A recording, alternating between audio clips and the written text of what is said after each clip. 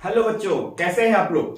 तो आज इस वीडियो में हम पढ़ने वाले हैं आयनिक क्रिस्टल के बारे में। ठीक है, तो आयनिक क्रिस्टल के बारे में पहले थोड़ा सा जानते हैं कि आयनिक क्रिस्टल वो होता है, मतलब किस तरीके से कोई आयन किसी क्रिस्टल में व्यवस्थित होता है। ठीक है, चलिए। तो अब ये टॉपिक बहुत ही इंपॉर्टेंट बताने वाला हूं और बहुत ही जरूरी है टॉपिक आपके किसी भी एग्जाम के लिए, चाहे 12th की एग्जाम की बात करें, चाहे पीएनएसटी की बात करें, नीट जेई की बात करें। ठीक है, तो बहुत इंपॉर्टेंट टॉपिक है और बहुत इजी टॉपिक है। बस आप इसको अगर पुराने वीडियो को आपने अच्छे से देखा है तो डेफिनेट सी बात है आपको वन टाइम में ये वीडियो पूरा समझ में आ जाएगा और आप इसके क्वेश्चंस करने के लिए बहुत आसानी तरीके से सॉल्व कर लोगे। ठीक है, इसके क्वेश्चन सॉल्व करने में अगर आपको ये पूरा वीडियो समझ में आ जाएगा तो मुश्किल से 10 से 15 सेकंड लगेंगे आपको इसके आंसर करने के लिए। ठीक है, तो चलिए पढ़ते हैं अपन आयनिक क्रिस्टल के बारे में।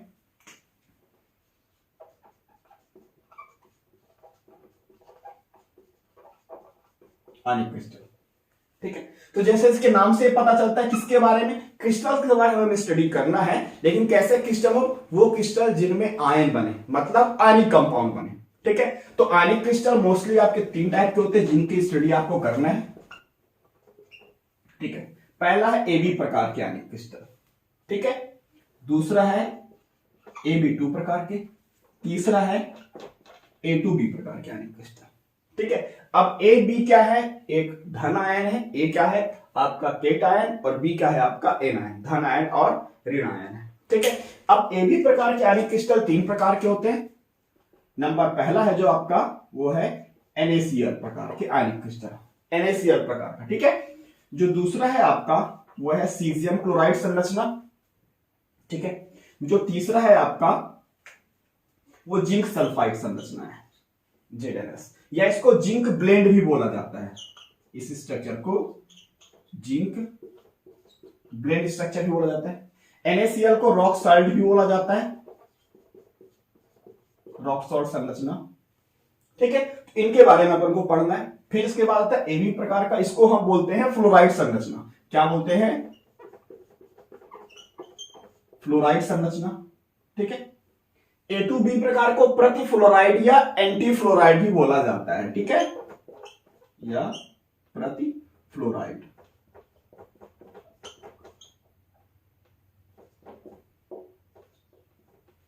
प्रति फ्लोराइड संरचना। ठीक है, तो इतने टाइप के आयनिक कंपाउंड आपको पढ़ना है। हर एक लेवल के एग्जाम आप आराम से इतने आयनिक कंपाउंड के बारे में अगर पढ़ लिए तो हर लेवल के एग्जाम आप आराम से कर पाओगे। ठीक है, चाहे कोई भी एग्जाम का कैसा भी क्वेश्चन हो। ठीक है, तो सबसे पहले आयनिक क्रिस्टल कैसे पढ़ना है आपको, AB प्रकार के। AB का मतलब देखिए कैसा होगा कि मतलब जितना धन आयन की संख्या होगी उतनी ही ऋण आयनों की संख्या होगी। मतलब केट आयन और एन आयन का जो रेशियो होगा बिल्कुल एग्जैक्ट होगा। जैसे Na में देखिए एक सोडियम होता है, एक क्लोरीन होगा, है ना, इनका रेशियो बिल्कुल क्या होगा, एकदम सेम टू सेम होगा। सीजियम में बिल्कुल सेम टू सेम। इसी तरीके जिंक सल्फाइड में भी Zn2 पॉजिटिव बनाता है, सल्फाइड -2 बनाता है, मतलब इनका नंबर जो होगा बिल्कुल सेम आएगा। इसमें क्या होगा, धन आयन से 2 गुनी संख्या में क्या होंगे आपके एन आयन संख्या होंगे। मतलब धन आयन आपकी संख्या में कम होंगे, ऋण आयन उससे संख्या में 2 गुने ज्यादा होंगे। ठीक है, जैसे कैल्शियम फ्लोराइड है ना, तो धन आयन संख्या में 1 है, कैल्शियम 1 है, फ्लोरीन उसकी क्या है 2 गुने ज्यादा है। ठीक है, तो ये क्या हो जाएंगे आपके AB2 प्रकार के, इसको बोलेंगे क्या हम, फ्लोराइड स्ट्रक्चर बोलते हैं। एंटी फ्लोराइड में मतलब धन आयनों की संख्या 2 गुनी हो लेकिन ऋण आयनों की संख्या क्या हो, उससे आधी हो। जैसे सोडियम सल्फाइड या ऑक्साइड कोई भी बना दो आप इसके। ठीक है, तो सेम टू सेम आपके इनके एग्जांपल पढ़ने को मिलेंगे और बहुत ही आसान तरीके से इसको हम सीखेंगे कि कैसे हम पता करें कि किसका स्ट्रक्चर कैसा होगा। ठीक है, तो सबसे पहले हम सीखते हैं AB प्रकार के जो सबसे ज्यादा पूछे जाते हैं। ठीक है, तो सबसे पहले हमारा टॉपिक कौन सा होगा, AB प्रकार के आयनिक कंपाउंड। ठीक है, और AB प्रकार में सबसे पहले हम पढ़ेंगे NaCl प्रकार।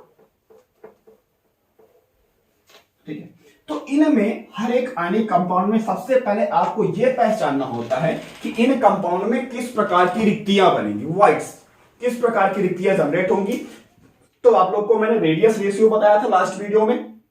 ठीक है, फिर एक बार फिर से बता दे रहा हूं, अगर मान लीजिए रेडियस रेशियो 0.225 से 0.414 से इससे कम हो, है ना, 414 ना हो, इससे थोड़ा सा भी कम हो, तो कैसे बनते, क्या बनती है आपके याद होगा आप लोगों को, चतुष्फल की रिक्तियां बनती है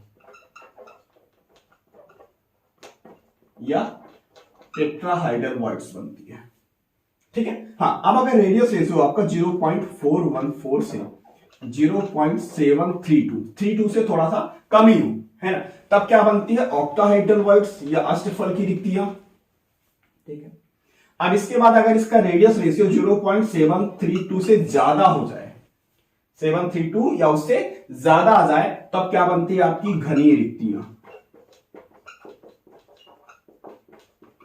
या क्यूबिकल वॉइड्स बनती। यही 3 रेशियो आपको याद रखने हैं। उम्मीद करता हूं आपको अभी तक याद हो जाएगा या याद हो चुका होगा। डेफिनेट सी बात है, बहुत यूजफुल रेशियो है।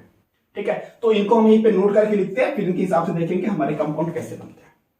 ठीक, तो सबसे पहले हम देखते हैं क्या हमारा AB प्रकार में हमारे पहला स्ट्रक्चर क्या है? NaCl। क्या है? NaCl structure. अब देखिए, NaCl में आपको पता है कैसे मिलके बना होता है? ये Na पॉजिटिव और Cl नेगेटिव से मिलके बना होता है।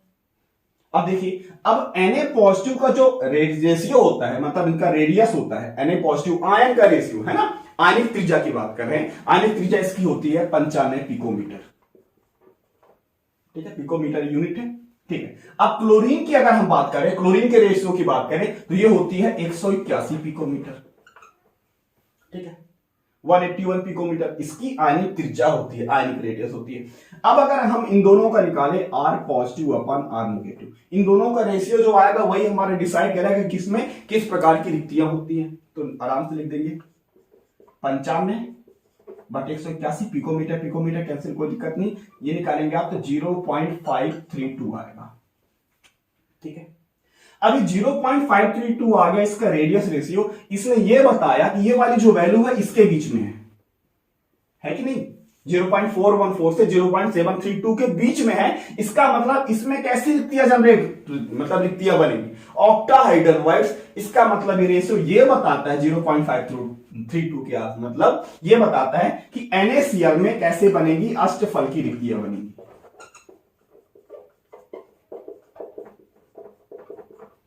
ठीक है, अब ये हमें पता चल गया तो समझ लीजिए आपका 80% क्वेश्चन सॉल्व हो गया। 80% क्वेश्चन आपका अगर वॉइड्स पता चलेगा कि इसमें किस प्रकार की वॉइड्स या रिक्तियां जनरेट होंगी, तो आपका क्वेश्चन सॉल्व हो गया। ठीक है, चलिए अब इसको लेकर के हम इसको नोट कर लीजिए, हम इसको इरेज कर रहे हैं अभी। ठीक है, चलिए, तो हमें यह पता चला कि जो NaCl स्ट्रक्चर होता है इसमें क्या बनेगी? अष्टफल की रिक्तियां बनेगी। ठीक है, अब अष्टफल की रिक्तियां बनेगी। अब देखिए, रिक्तियों की जगह छोटी होती है। NaCl में क्या है? आपका Na है, Na पॉजिटिव और Cl नेगेटिव है। इसकी बता दिया था 95 पिकोमीटर, ये होती है 181 पिकोमीटर। ध्यान रखिएगा, हमेशा जो धनायन होती है उसकी त्रिज्या बहुत छोटी होती है, क्योंकि धनायन निकलने से क्या होता है? नाभिकीय आवेश ज्यादा प्रभावशाली होता है, तो इलेक्ट्रॉनों को अंदर की ओर ज्यादा खींच लेता है, जिसके उसका रेशियो क्या हो जाता है, या रेडियस उसकी होती है छोटी हो जाती है, और ऋण आयन की रेडियस क्या होती है? बड़ी होती है।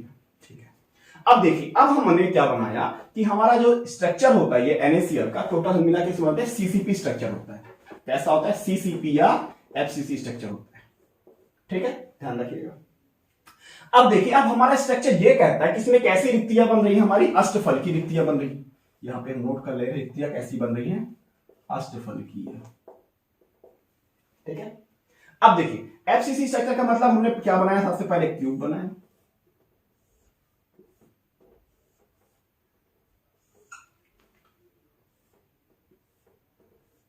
हाँ, तो CCP स्ट्रक्चर होता है। इसका मतलब क्या होगा भाई? एटम जो होंगे आपके कॉर्नर पे प्रेजेंट होंगे। ठीक है, साथ में कहां पे प्रेजेंट होंगे? फेस सेंटर पे प्रेजेंट होंगे। ये मैंने बना दिया फेस सेंटर। ठीक है, तो यहां पे अष्टफल की रिक्तियों के लिए हमारे पास 3 मतलब जगह मिलती है। पहली बात तो क्या है? आयन या तो यहां पे होंगे, यहां पे होंगे, यहां पे होंगे, और कहां पे होंगे? अष्टफल की रिक्तियां। अब अष्टफल की रिक्तियों का लोकेशन आप देख लो, मैंने बताया था प्रत्येक सिरा के केंद्र पे बनता है ये अष्टफल की रिक्तियां। तो रिक्तियों की जगह क्या होती है? छोटी होती है। अब छोटे होने पे कौन सा आयन जा सकता है? जो छोटा होगा आकार में, वही तो छोटी जगह पे जगह पहुंच सकता है। ठीक है, तो इसका मतलब छोटा कौन है यहां पे? सोडियम। तो सीधी सी बात है, अब यहां पे जो सोडियम होगा वो कहां पे होगा? छोटी जगह पे, मतलब वो अष्टफल की रिक्तियों पे। अब इनका लोकेशन समझते हैं। तो जो Na पॉजिटिव होगा वो कहां पे होगा? अष्टफल की रिक्ति पे। या ऑक्टाहाइड्रल बॉन्ड्स पे आ गया समझ में। अब क्या बात है Cl माइनस, तो जब ये रिक्तियों पे यहां पे है तो क्लोरीन तो यहां पे होगा ना, तब उनके बीच में एक Na एक Cl ऐसे रह पाएगा, है ना, ऐसा होता है ना, ये Cl माइनस इधर क्या हो जाएगा Na प्लस, क्योंकि आपको पता है दो समान आवेश एक दूसरे से बिल्कुल पास में नहीं हो सकते, उनके बीच में विपरीत आवेश होना जरूरी। तो एक Na पॉजिटिव, तो यहाँ पे Cl नेगेटिव, तो यहाँ पे क्या होगा Na पॉजिटिव, इसका मतलब क्या Cl माइनस कहां पे होगा आपका FCC या CCP स्ट्रक्चर में, दोनों चीजें एक ही चीज है। बस इतना आपको पता चल गया, अब बाकी चीजें आपको पता चल जाएंगी, ठीक है। तो इरेज कर दो इसको मैं, Na पॉजिटिव कहां पे अष्टफल की रिक्तियों में है और Cl माइनस कहां पे CCP या FCC स्ट्रक्चर में पाया जाता है, ठीक है। अब देखते हैं इनका कोऑर्डिनेशन नंबर देख लेंगे और कितने कितने परमाणु होंगे, ये सब चीजें अपन देख लेंगे, ठीक है। तो अब आप लोग को अगर अष्टफल की रिक्तियों का वीडियो याद होगा तो मैंने दिखाया था वहां पे कि अष्टफल की रिक्तियों की समन्वय संख्या कितनी होती है, 6 होती है, क्योंकि वो क्या होता है अष्टफल की रिक्तियां 8 परमाणुओं से मिलकर घिरा होता है, ठीक है। तो अगर हम बात करते हैं समन्वय संख्या की,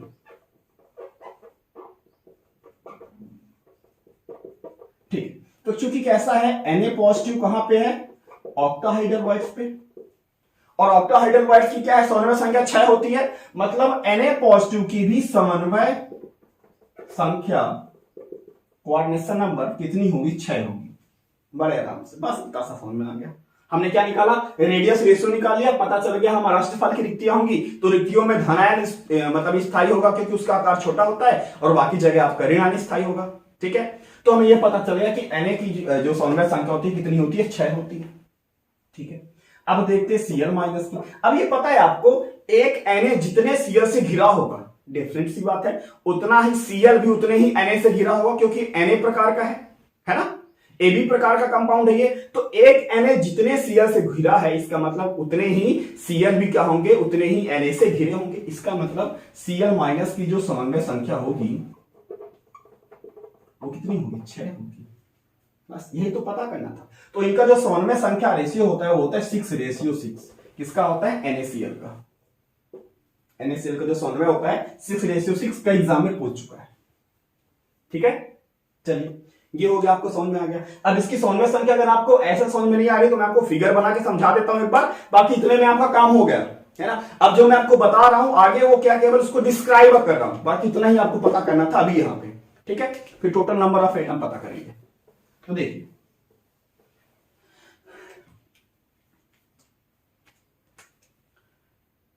हमने यहां पे क्यूब बनाया,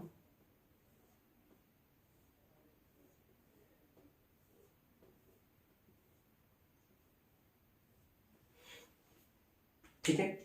चलिए अब यहां पे क्या बनाया मैंने, एक बनाया, ये मैंने बना दिया Cl माइनस आयन, केवल एक बना रहे हैं, ठीक है।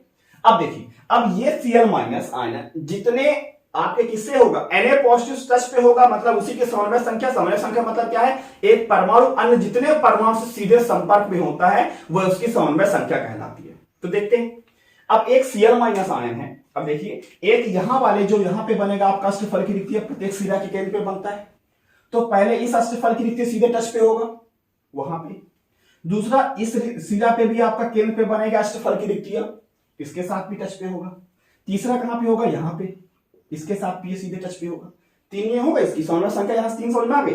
अब देखिए जो एक बगल में क्यूब होगा, बगल वाला क्यूब मैं ये बना रहा हूं, उसकी भी तो भुजा होगी ना, उसके भी केंद्र पे क्या पाया जाएगा Na पॉजिटिव पाया जाएगा, मतलब उसके भी सीधा के केंद्र पे क्या मिला आपका एक Na पॉजिटिव, जो मैं ग्रीन बना रहा हूं वो क्या है Na पॉजिटिव की संख्या बता रहा हूं, ठीक है। अब देखिए अब जैसे ये क्यूब है, एक क्यूब ऊपर होगा, ऊपर वाले क्यूब का ये वाली लाइन है ना, ऊपर वाले क्यूब की इस वाली लाइन पे इस वाले सिरा पे इसके भी केंद्र पे पाया जाएगा एक ठो Na पॉजिटिव, ठीक है। अब जो इस क्यूब के ठीक पीछे क्यूब रखा होगा, अब ये हमने क्या लिया ऊपर वाला क्यूब, अब इसके जो ठीक पीछे क्यूब रखा होगा उसके भी क्यूब की मतलब जैसे ये वाली लाइन इसकी है चौड़ाई है, उसी तरह उसकी भी चौड़ाई होगी, इसको मैं ऐसे बना देता हूं कलर चेंज करके, ठीक है। अब इसके साथ भी क्या होगा, इसके सिरा पे भी क्या होगा Na पॉजिटिव, तो देखिए इसको लिख देता हूं मैं, ये Na positive Na positive Na positive, ये हो गया। तो देखिए एक Cl आयन अब कितने Na पॉजिटिव से सीधे टच पे होगा, 1 2 3 4 5 6, इसलिए Cl आयन की जो कोऑर्डिनेशन नंबर है वो कितनी आ गई? 6 कोऑर्डिनेशन नंबर, 6 समन्वय संख्या हो गई। इसी तरीके से आप Na+ का भी देख सकते हैं, बिल्कुल कठिन नहीं है। ठीक है, ये आ गया होगा समझ में आप लोग को, उम्मीद करता हूं। चलिए अब आप लोग को Na+ दिखा देता हूं किस तरीके से। Na+ की समन्वय संख्या कैसे हो जाती है? 6। इसको मैं इरेज कर दे रहा हूं, अभी फिर से बना दूंगा, या ना भी बनाऊंगा तो उम्मीद करता हूं आप लोग को याद हो गया होगा। ठीक है, अब एक दूसरा क्यूब बनाते हैं यहीं पे बगल में।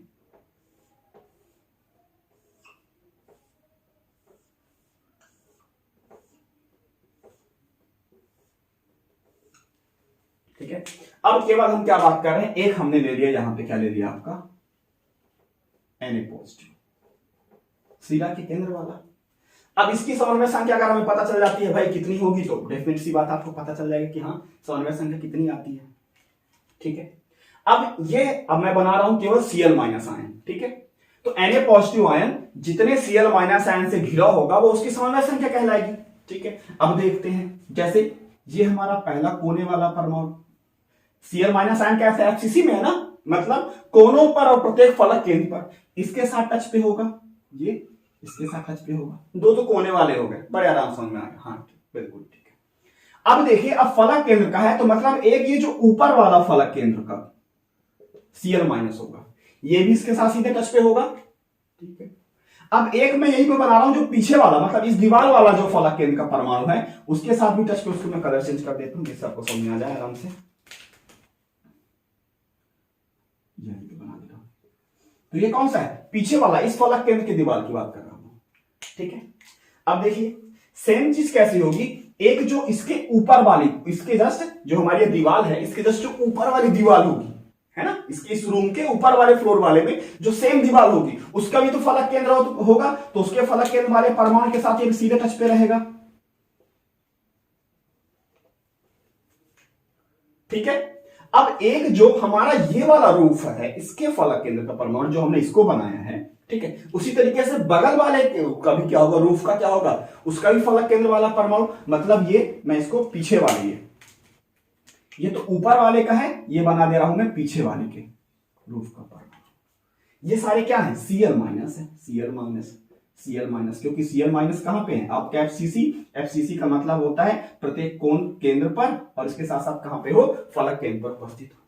अब देखिए, एक Na+, 1 2 3 4 5 6 Cl- के साथ संपर्क में आ गया, मतलब Na+ की भी समन्वय संख्या कितनी हो गई? 6 आ गई। बस ये आपको समझने के लिए बनवा दूं, बाकी उसके पहले में ही आपका काम हो गया था। ठीक है, तो एक Na+ कैसा हो गया? 6 Cl- का सीधे सीधे टच पे रहेगा, Na+ की समन्वय संख्या आ गई 6। इसी तरीके से एक Cl- 6 Na+ के साथ संपर्क में रहेगा, मतलब उसकी संख्या कितनी आ गई? 6। क्वेश्चन ऐसे पूछ सकता है कि NaCl संरचना में बताइए एक सोडियम आयन कितने क्लोरीन आयन से घिरा होता है? आंसर है 6। एक क्लोरीन आयन कितने सोडियम आयन से घिरा होता है? आंसर क्या है? 6। बस खत्म, आ गया समझ में? चलिए अब इसमें देखते हैं हम परमाणुओं की संख्या। ठीक है, तो यहीं पे नीचे बना दे रहा हूं मैं परमाणु की संख्या, NaCl में परमाणु की संख्या।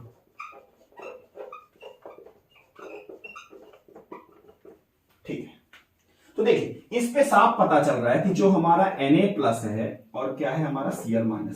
तो पहले Cl- की बात करते हैं। Cl- कैसा है? FCC संरचना में है या CCP संरचना में?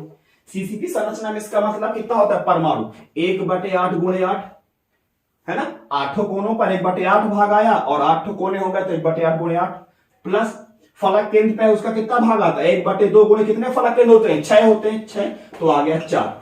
मतलब एक क्रिस्टल के अंदर 4 Cl- होंगे, एक क्रिस्टल की बात, एक क्यूब के अंदर, है ना, कितने होंगे? 4 Cl- होंगे। अब Na का मतलब, Na कहां पे है?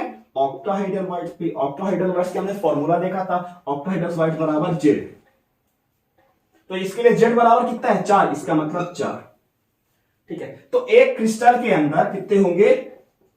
4 Na+ होंगे और 4 Cl- होंगे। बस इतना ही आपको NaCl स्ट्रक्चर में पढ़ना था। समन्वय संख्या कितना होता है? 6:6। परमाणु संख्या कितनी होती है? 4 होती है दोनों की। ठीक है, कैसी स्ट्रक्चर होता है कि जो आपका Na+ होता है वो ऑक्टाहेड्रल वाइट्स में जनरेट होता है या सैचुरेटेड होता है, स्थित होता है। एन और आपका Cl माइनस कैसा होता है FCC स्ट्रक्चर में, बस NaCl स्ट्रक्चर में आपको इतना ही पढ़ना था। ठीक है, उम्मीद करता हूं समझ में आ गया होगा आप लोग को। चलिए अब अपन नेक्स्ट स्ट्रक्चर पढ़ते हैं, ए भी प्रकार का ही, जिसको हम बोलते हैं सीजियम क्लोराइड संरचना।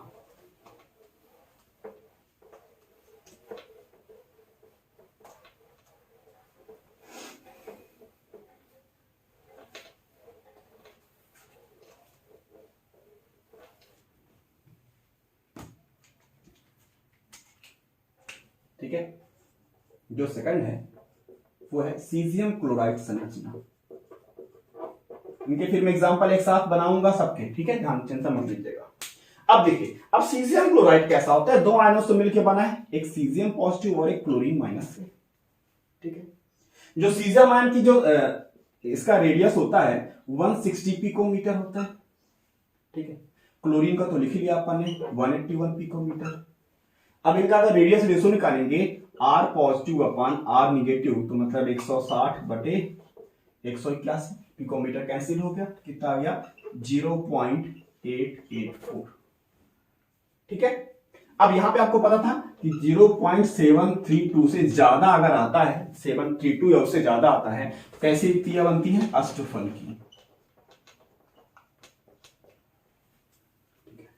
अब इसका मतलब यहां पे भी कैसी रिक्तियां बनेगी, कैसी वाइट जनरेट होंगी, ऑक्टाहाइड्रल वाइट जनरेट होंगी, क्योंकि इनका रेशियो कितना आया 0.884 आया। ठीक है, इसका मतलब सीजियम क्लोराइड में क्या बनेंगी, सॉरी क्यूबिकल वाइट्स बनेगी, है ना, क्यूबिकल वाइट्स। अष्टफल की रिक्तियां मैंने, सॉरी ये माय मिस्टेक, इस यहां पे बनती है घनीय रिक्तियां। ध्यान दीजिएगा, अष्टफल की नहीं, उसके लिए इसके इतना इससे कम होना चाहिए, तब होगा अष्टफल की रिक्तियां। यहां पे क्या बनेगी, घनीय रिक्तियां। इसका मतलब सीजियम क्लोराइड संरचना में कैसी बनेगी रिक्तियां, तो घनीय रिक्ति बनेगी। अब देखिए, अब घनीय रिक्ति आपको बता दिया था, पहले बता दिया था। अब घनीय रिक्ति का मतलब क्या होता है, घन के बिल्कुल केंद्र पर। ठीक है, तो अब अगर मैं घन बनाता हूं, क्यूब बनाता हूं, अब देखिए रिक्तियों का मतलब रिक्ति में कौन जाएगा, जो छोटा होगा। यहां पे छोटा कौन है, आपका सीजियम है, और क्लोरीन क्या है, बड़ा है। ठीक है,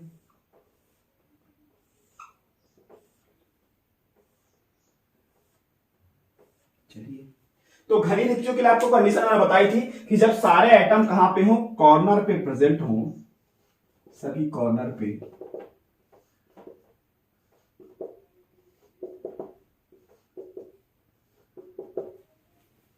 ठीक है, तो अब इसके जो मिलने से जो केंद्र पे वॉइड जनरेट होती है, क्या होती है, जो केंद्र पे रिक्ति उपस्थित होती है। ये मान लीजिए मेरा केंद्र है, ये क्या है, ये हमारी ये घनीय रिक्ति। ठीक है, तो जो केंद्र पे रिक्तियां बनती हैं वो क्या कहलाती हैं, घनीय रिक्तियां कहलाती हैं। रिक्तियां कैसी है, घनीय रिक्ति बनती है। ठीक है, तो अब इसका मतलब घनीय रिक्ति है, तो रिक्तियों में कौन जाएगा, जो छोटा होगा, मतलब सीजियम, मतलब यहां पे कौन आएगा, सीजियम पॉजिटिव।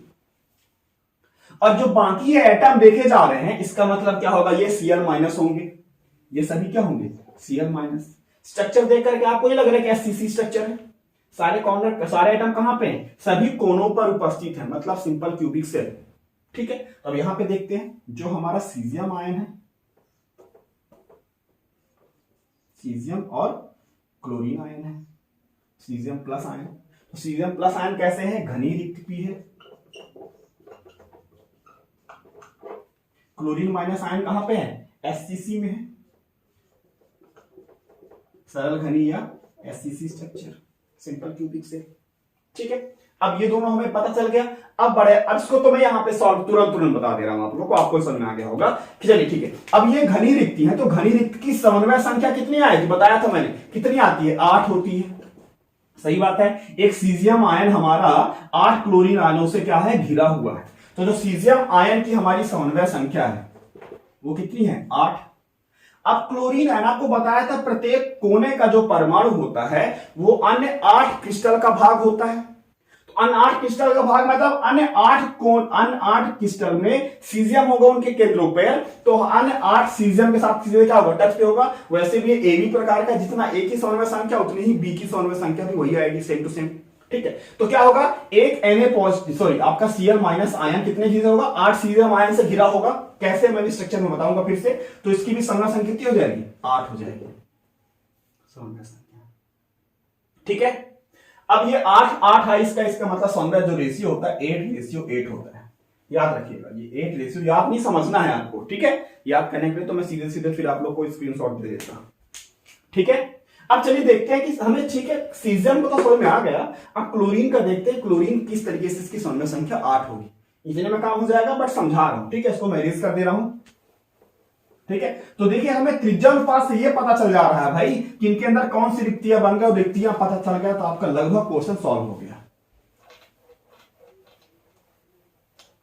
ठीक है, घनी रिक्तियां बनी और हमने बता दिया कि कैसा होगा। चलिए अब देखते हैं कि अब जो हमारा सीजियम आयन, देखिए हमारे किसकी बात कर रहे हैं अपन ने, NaCl की बात, सॉरी सीजियम क्लोराइड की बात कर रहे थे। तो हमारा कैसा है, हमने एक क्यूब बनाया,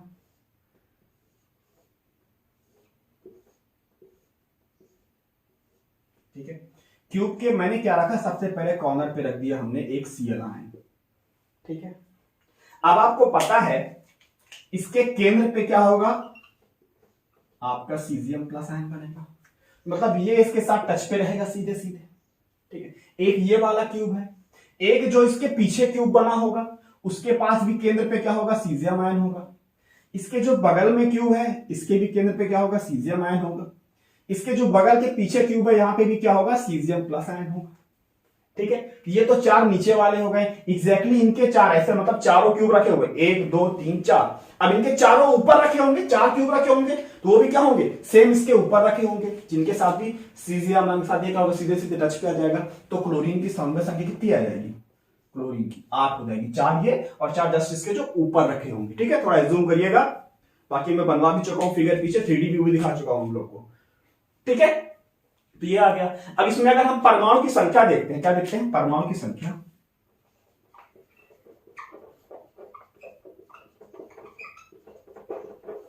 तो परमाणु की संख्या देखते हैं। सबसे पहले अपन देखते हैं Cl माइनस का, फिर से देख लेंगे CS प्लस का, या सीजियम आयन का। तो देखिए क्लोरीन माइनस का, अब आपको पता है क्लोरीन कहां पे, SCC पे है, कहां पे है, SCC पे है।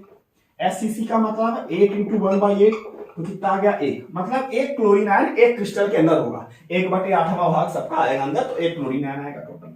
अब सीजियम आयन की बात करें, सीजियम आयन कैसा क्या रहता होता है, घनी रिक्ति में है, और घनी रिक्ति का पूरा भाग उस क्रिस्टल के अंदर आता है, और किसी क्रिस्टल के केंद्र का केवल एक ही केंद्र होता है। इसका मतलब कितना हो गया, 1। तो कुल परमाणुओं की संख्या कितनी हो गई, एक सीजियम आयन और एक क्लोरीन आयन, ये हो गए टोटल परमाणु एक क्यूब के अंदर। ठीक है, आ गया समझ में, चलिए उम्मीद करता हूं हम लोग को समझ में आ गया होगा। ठीक है, अब हम देखते हैं हमारा थर्ड स्ट्रक्चर। ठीक है, तो इसकी सौम्य संख्या कितनी थी आपकी, 8:8 थी, और जो परमाणु संख्या कितनी है, 1 है। परमाणु कहां स्थित है, जो सीजियम आयन है वो घनी रिक्तियों में उपस्थित है, त्रिज्या अनुपात से पता चला हमें, और जो आपका क्लोरीन आयन है वो कहां पे, SCC स्ट्रक्चर पे। बस इतना हो गया। ठीक है, अब देखते हैं इसकी थर्ड संरचना।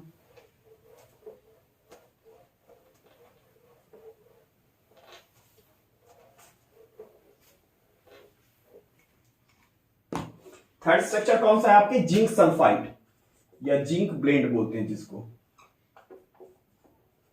जिंक सल्फाइड या जिंक ब्लेंड संरचना। ठीक है, इसमें क्या होगा आपको पता है, Zn प्लस और S-2, ये होता है ना Zn, जिंक सल्फाइड का फॉर्मूला, जिंक +2 और S-2। ठीक है, अब +2 और -2 तो प्लस से हमें पता चला। अब इनको Zn2 पॉजिटिव और S-2 का अगर इनके हम रेडियस की बात करें, या मतलब आने की रेडियस की बात करें, तो इसका होता है 84 पिकोमीटर, सॉरी 84, इसका होता है 184 पिकोमीटर, और इसका होता है 74 पिकोमीटर। ठीक है, अब अगर हमने क्या निकाला, R पॉजिटिव अपान R नेगेटिव, तो 74 अपान 184 आ गया 0.4, लगभग 0.4 आएगा। अब 0.4 आ गया, इसका मतलब क्या है कि भाई अब देखिए रेडियस देखिए तो 225 से 0.414 के बीच में क्या आता है, इससे थोड़ा सा कम हो तो क्या आता है, चतुष्फलकी लिखती है। ठीक है, तो इनके बीच में इसका मतलब कैसी रिक्तियां बनेगी, जिंक सल्फाइड संरचना में आपकी बनेगी चतुष्फलकी या टेट्राहेड्रल वर्ड्स। आपको वर्ड्स पहचानना बहुत जरूरी है, ठीक है, कि कैसी रिक्तियां बनेंगी, इनसे हमारी चीजें समझ में आ जाएंगी। ठीक है, अब चतुष्फलकी रिक्तियां बनेगी, मतलब रिक्तियों का स्थान छोटा होता है, छोटा का मतलब क्या आ जाएगा, यहाँ पे आपका Zn, इसका मतलब जो आपका आएगा Zn+2 वो कहां पे होगा, टेट्राहेड्रल वर्ड्स पे। ठीक है, अब इसके बाद क्या आता है S-2 आयन, ये कहां पे होगा, CCP या FCC स्ट्रक्चर पे। ठीक है, अब देखिए इसमें थोड़ी सी कहानी में ट्विस्ट है ना, वो हम समझेंगे कैसे, देखिएगा समझिएगा। आपको इतना पता चल गया कि चतुष्फलकी रिक्तियां बनेगी, बस इतना कंफर्म हो गया। ठीक है, अब इसको मैं इरेज कर दे रहा हूं। हमें केवल रेडियस रेशियो को पता केवल इसलिए चाहिए कि इससे हमें ये पता चल जाए कि हाँ भाई हमारा इसमें रिक्तियां कैसे बनेंगी, किस प्रकार की रिक्तियां हमारी वर्ड्स जनरेट हो रही हैं। अब हमारे जो वर्ड्स पता चल गया तो हमें भी ये पता है कि Zn+2 आपके कैसा है, टेट्राहेड्रल वर्ड्स में, और क्या है S-2 कहां पे है, FCC में। ठीक है, अब देखिए, अब FCC में टोटल एटम कितने होते हैं, 4 होते हैं। FCC में कितने एटम होते हैं, 4 होते हैं। और टेट्राहेड्रल वर्ड्स कितना होता है, 2Z बराबर 8 है ना, 2Z = 2 × 4 = आ गया 8। तो अगर हम ये एग्जैक्ट वैल्यू रखते हैं तो इसकी क्या आएगा, सल्फाइड आयन के 2 गुने Zn आयन आएंगे। लेकिन कंपाउंड हमारा कैसा है, AB प्रकार का है। कैसा है, AB प्रकार का, मतलब जितना A आना चाहिए उतने ही B आना चाहिए, उनका नंबर बिल्कुल सेम टू सेम होना चाहिए। तो अब दिक्कत आ गई, अब क्या करें, तो सबसे पहले क्या बना लेते हैं, सल्फाइड आयन बना लेते हैं। सल्फाइड आयन के लिए क्या बना दिया हमने, एक क्यूब बना दिया, ध्यान समझिएगा।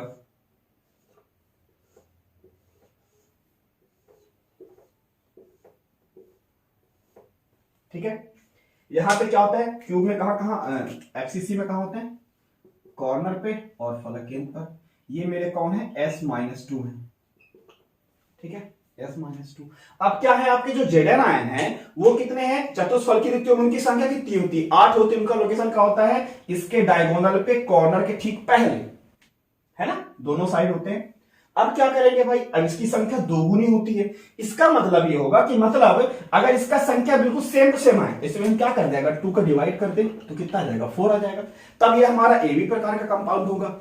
अब 2 का डिवाइड किया, इसका मतलब क्या होगा भाई, जो आपका Zn2 पॉजिटिव आयन होता है वो होता है एकांतर चतुष्फलकीय रिक्ति में या अल्टरनेट टेट्राहेड्रल वर्ड्स में, मतलब एक में होगा एक पे नहीं होगा, कभी तो 4-4 आएगा ना दोनों का। ठीक है, चलिए, तो इसका मतलब अब आपको पता है, अगर मैं प्रत्येक कॉर्नर वाले बात करूं तो हमने क्या किया, अगर इसको कॉर्नर के ठीक पहले बनेगा, मतलब यहां पे मेरा टेट्राहेड्रल वर्ड्स बना, इस पे है तो बगल वाले में नहीं होगा, फिर कहां पे पाया जाएगा, इस वाले कॉर्नर में है, इस पे है तो बगल वाले में नहीं होगा, फिर किस में पाया जाएगा, इस वाले में पाया जाएगा। ठीक है, अब इस पे है तो ना इस पे होगा ना इस पे होगा, तो किसमें पाया जाएगा, इस पे पाया जाएगा। तो ये 4 लोकेशन हो गए जहां पे आपके क्या पाए जाएंगे, आपके टेट्राहेड्रल वर्ड्स में आपका जो Zn2 पॉजिटिव आयन होगा। ठीक है, अब अगर हम समन्वय संख्या की बात करते हैं, समन्वय संख्या की, तो आपको पता था वैसे भी टेट्राहेड्रल वर्ड्स का कोऑर्डिनेशन नंबर कितना होता है, 4, क्योंकि टेट्राहेड्रल वर्ड्स में एक परमाणु क्या होता है, बीच में उपस्थित होता है 4 अलग परमाणु, 3 नीचे त्रिभुज बनाते हैं, एक ऊपर या नीचे उपस्थित होता है। तो समन्वय संख्या क्या हो जाएगी, इसकी कितनी हो जाएगी, 4। अब एक सल्फाइड आयन, अगर इसकी समन्वय संख्या 4 है, ठीक है, समन्वय संख्या किसकी हमने लिखी है, ये किसकी है, आपकी Zn+2 की। तो इसी तरीके से जो आपका सल्फाइड आयन होगा उसकी भी समन्वय कितनी आएगी, 4 आएगी। अब 4 कैसे होगी, इस पे पाया गया, इस पे नहीं पाया जाएगा, इसी तरीके से सारे क्रिस्टलों में एक पे पाया जाएगा, एक पे नहीं होगा। वैसे कितना होना चाहिए था, 8, क्योंकि ये कितने से गिरा होता है, 8, इसलिए कितना होगा, इसकी 8 होने चाहिए थी, लेकिन अल्टरनेट में है तो कितनी हो जाएगी, 4, एक में पाया जाएगा एक में नहीं पाया जाएगा। ठीक है, तो इनका जो समन्वय संख्या होता है वो कितना होता है, 4:4। ठीक है, आ गया समझ में, अब टोटल आ गया समझ में की समन्वय संख्या। अब देखते हैं परमाणु की संख्या। अब परमाणु की संख्या, तो बड़े आराम से पता चला गया हमारा सल्फाइड -2 कहां पे है, आपका FCC में है। FCC का मतलब 4 परमाणु, ठीक है। अब जो Zn+2 है वो कहां पे है, टेट्राहाइड्रल के आधे में, अल्टरनेट पे है। तो टेट्राहाइड्रल कितना होता है, 2 × 4 × 1/2, कट गया, इतना आ गया 4। तो परमाणु संख्या कितनी होगी, Zn+2 भी 4 पाए जाएंगे और सल्फाइड आयन भी कितने हो जाएंगे, 4 पाए जाएंगे। सौम्य संख्या कितनी होगी, 4:4। नंबर ऑफ एटम कितने होंगे, 4 होंगे, ठीक है। रिक्तियां कैसी बनेंगी आपकी, एकांतर चतुष्फलकी रिक्तियां बनेंगी। चतुष्फलकी रिक्तियां ही है, मतलब एक में पाया जाएगा एक में नहीं पाया जाएगा, ठीक है। तो ये आपके हो गए AB प्रकार के टोटल आयनिक कंपाउंड, है ना। NaCl, caesium chloride, zinc sulphide संरचना। NaCl को रॉक सॉल्ट भी बोला जाता है और जिंक सल्फाइड को जिंक ब्लेंड बोला जाता है, ठीक है। चलिए, तो यहां तक ये वीडियो इतना ही बनानी है। अब नेक्स्ट वीडियो में हम पढ़ेंगे AB2 प्रकार के और A2B प्रकार के, मतलब फ्लोराइड संरचना और एंटी फ्लोराइड संरचना। तो यहां तक ये वीडियो को ध्यान से देखिए, इनके क्वेश्चंस को आप देखिएगा, आपको हर एक टॉपिक पे ये क्वेश्चन आपको मिलेंगे और हर एक एग्जाम में आए हुए क्वेश्चन मिलेंगे आपको, है ना। जैसे मान लीजिए AB प्रकार का कोई कंपाउंड है जिसकी संरचना NaCl प्रकार की संरचना होती है, तो इसकी समन्वय संख्या बताएं। अब NaCl कहोगे मतलब हमें याद आ गया समन्वय संख्या मतलब कितना होता है, 6:6, ठीक है। बस इस टाइप का क्वेश्चन बहुत ही ईजी है, ठीक है। बस आप इनको दिमाग में रखिएगा। नेक्स्ट वीडियो में मैं AB2 प्रकार के, A2B प्रकार के कंपाउंड बताऊंगा और साथ में इन सारों का एक चार्ट बना दूंगा, तो जिससे आपको याद करने में आसानी हो। बाकी मैंने समझाया अच्छे तरीके से, जितना समझ में आता है। आप लोगों को ट्राई किया मैंने मैक्सिमम। बाकी इसके आगे नेक्स्ट वीडियो मिलते हैं।